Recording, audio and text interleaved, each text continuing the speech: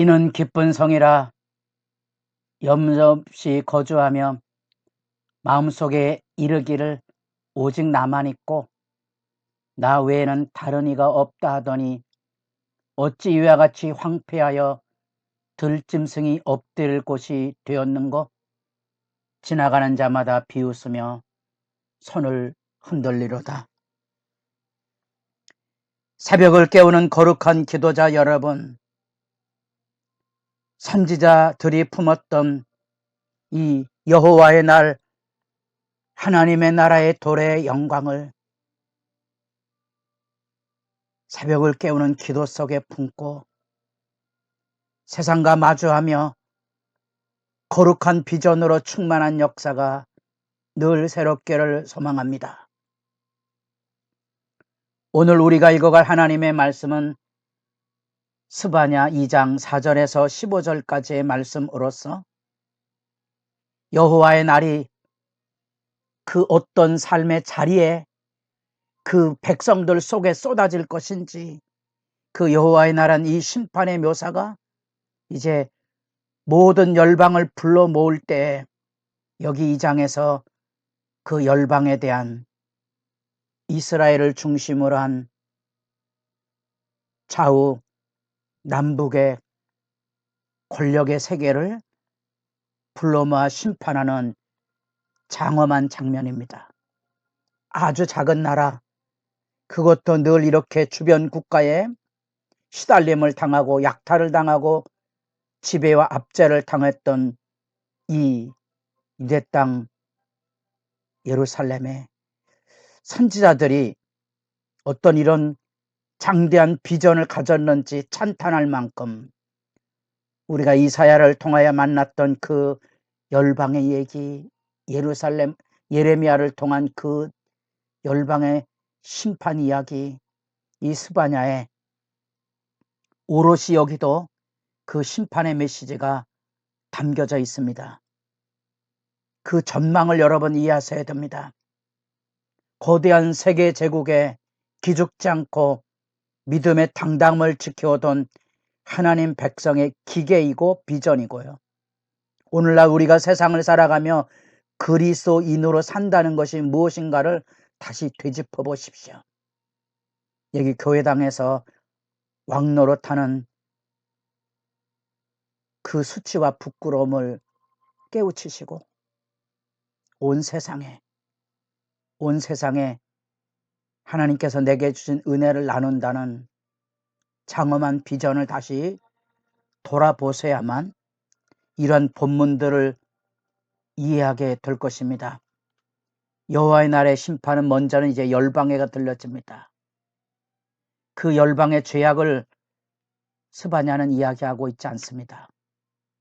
열방은 그 교만으로 가득 차서 더 이상 하나님을 듣지도 하나님을 받지도 않은 완악함 속에 서 있기에 하나님이 주시는 그 교만에 대한 완전한 심판의 철저함을 섬뜩하게 느끼도록 일깨워 주고 있습니다.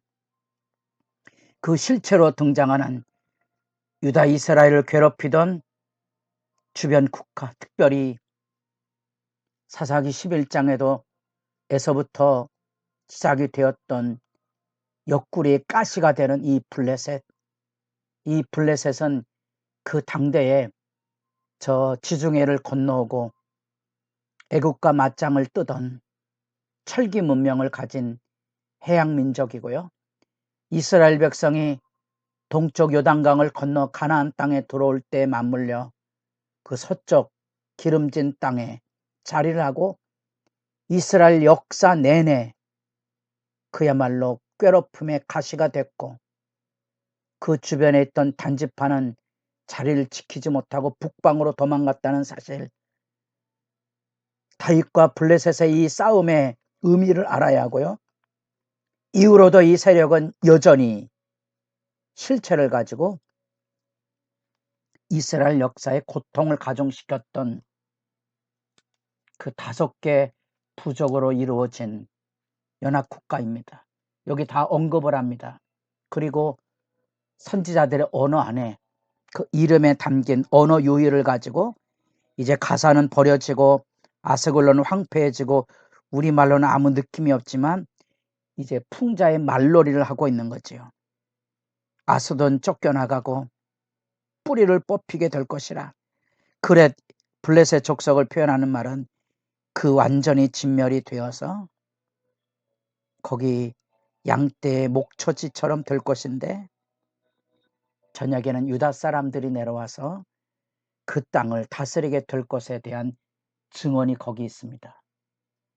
이것은 하나님께서 이스라엘 백성을 통하 약속의 가나안 땅을 다 점령하고 새로운 통치를 꿈꿨던 하나님의 뜻이 이 블레셋의 멸망을 통하여 이제 여기 눈앞에 이루어지는 장면을 보는 것은 씁쓸한 장면이죠.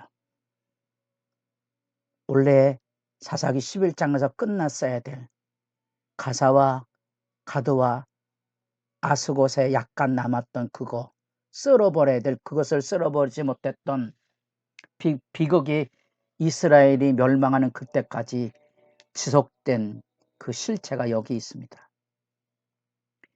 모압과 암몬은 여전히 이스라엘 백성들을 비방하고 조롱했던 그 주변 국가의 사악함이죠. 그래서 유다가 망할 때에도 지속적으로 그들을 조롱하고 멸시하고 비방했던 그 교만함입니다. 그들은 소돔과 고모라처럼 진멸될 것이라는 거죠. 반드시 그 교만에 대하여 하나님께서 응징하실 것이라는 거죠. 모압과 암몬은 소돔과 고모라의 심판에 롯이 빠져나왔던 그 후손 아닙니까? 역설이죠. 역설입니다. 비극은 뭔고 하니 그모스와 밀곰이 바로 유다가 섬기던 그 신이 모압과 암몬의 신인데, 이제 그들은 아무 힘을 발휘할 수 없는 하나님의 심판에 무너지게 될 것이라는 겁니다. 뿐 아니라 애굽이 아니라 구스를 얘기하고 저 북쪽의 아수르를 얘기합니다. 구스도 한때는 애굽과 어깨를 겨룰 만한 세력으로 자라난 적도 있고, 어쨌든 남쪽의 구스와 북쪽의 아수르는 그 니노에 영원히 무너지지 않을 악의 표상으로서의 약탈을 일삼던, 그리고 철저하게 사람을 진멸하고 목을 베어가고 그것을 예술 작품으로 남겨놓는 포악의 대명사죠. 그리고 정복한 그 나라를 다 흩어버려서 황폐화시키는 무서운 이름 그 아수르가 이제는 오히려 하나님의 심판 앞에 무너지는데, 그들이 외치던 노래가 2장 15절에 있습니다. 오직 나만 있고 나 외에는 다른 이가 없다. 그 강대한 제국과 힘의 지배 안에 누구도 견딜 수 없다는 그 오만에 대하여 하나님께서 철저하게 그들이 건설했던 대리석과 백항목의 영화가 다 무너지고, 심지어 물도 메말라서 세계 문명이 자라던 유프라데스 티그리스 강가에 이 아수르가 물이 말라서 그게 적막한 들짐승이 사는 터전으로 변화될 것이라는 거죠. 우리가 가볍게 여기는 이 하나님의 심판, 하나님의 심판의 그 정당함, 그리고 엄정함이 여기 생생히 묻어나오고 있다는 사실입니다. 사람들마다 비웃고 조롱하지만 이 하나님의 심판의 권세는 그렇게 열방에 대한 하나님의 심판의 철저한 완전한 청산과 그 권력과 교만과 영화를 들짐승이 뛰노는 것으로 완전히 무너뜨려서 자기들 스스로 나만 있고 다른 이가 없다고 큰소리치던 그곳을 지나가는 사람들마다 조롱할 만큼 황폐화시키는 하나님의 심판.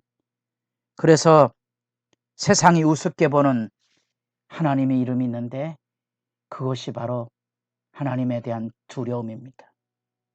하나님에 대한 두려운 그 이름이 있습니다. 그 이름 앞에 경배하게 할 것이죠. 우리가 믿는 하나님 어떤 분이십니까? 세상은 조롱하고 멸시하지만 우리가 믿는 하나님은 무엇입니까? 온 세상에